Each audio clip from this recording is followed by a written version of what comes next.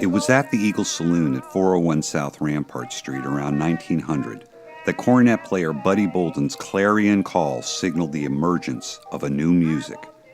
It was drenched in American blues and ragtime, but sounded altogether different.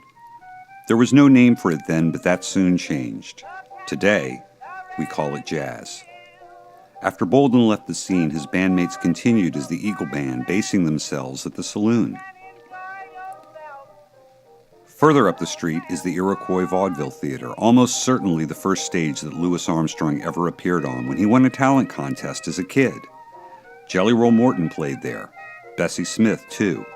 More importantly, black vaudeville can teach us about how jazz was spread before it was recorded in 1917 and the context for those performances.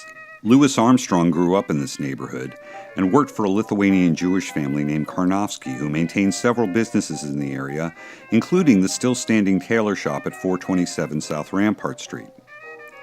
The Karnofskys were dear to Louis, and he wore a Star of David around his neck in part as a tribute to them.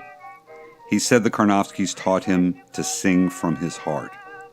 Ultimately, it was at the corner of Rampart and Perdido Streets that an 11-year-old Armstrong would famously fire a gun in the air to ring in 1913.